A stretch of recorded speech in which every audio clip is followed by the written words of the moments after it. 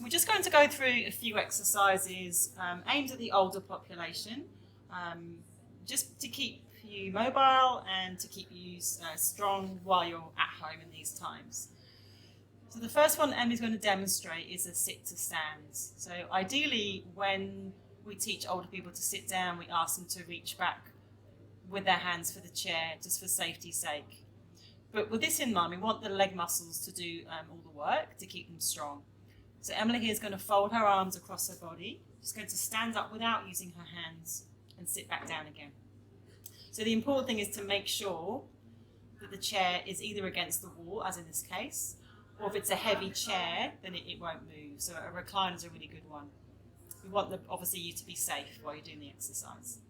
So you're repeating that for about 15, maybe 20, until you feel like you're getting a bit fatigued in your bottom muscles and the front of the thigh. So the thigh muscles and the bottom muscles are the ones that we're aiming to improve the strength of. So that's number one. Number two exercise, we're going to go to some heel raises now. So holding somewhere, as in this instance, the end of the bed. Somewhere for support is important. Just lifting the heels and lowering the heels. So don't do it without some hand support. It isn't a balance exercise, it's more about the strength in the calf muscles. So up and down, going as high as you can, and lowering back down to the floor. Lovely. Again, you want to repeat that until you feel like you fatigue those muscles. The third exercise we're going to move along to, a really good place to do this is at a breakfast bar, so in the kitchen. We're just using a bed here for ease. We're going to do some side stepping. So thinking about how a crab walks, walking to the side. Really important that you move your hands along as you're stepping, one way and the other. Just making sure that you don't overbalance. Taking your time.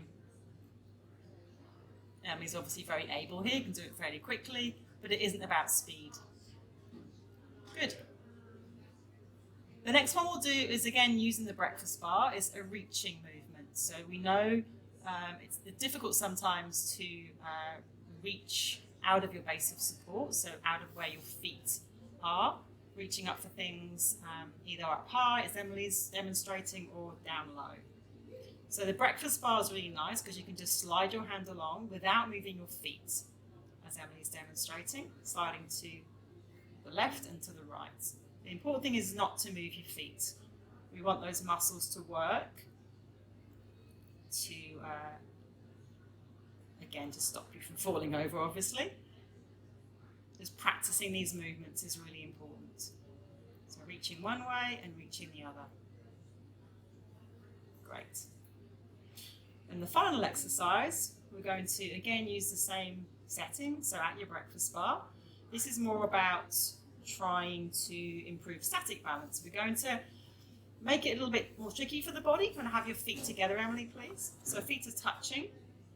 Your hands are just hovering above the bar, so you're not actually touching it, but important to have something there. Again, in this instance, is the breakfast bar. Have something there in case you feel unbalanced or a bit more wobbly than the average. So wobbling is normal, but you don't want to feel like you're going to fall over, obviously. And you're counting in your mind to about 15, 20 seconds. You've done that. Put your hands back on the bar or table for a rest, and then repeat again when you're ready. So feet together, hovering the hands just above the table or breakfast bar, and then hands back. And those are the exercises that we'd recommend that you can do most days, just to keep your muscles strong and to keep the balance system working well.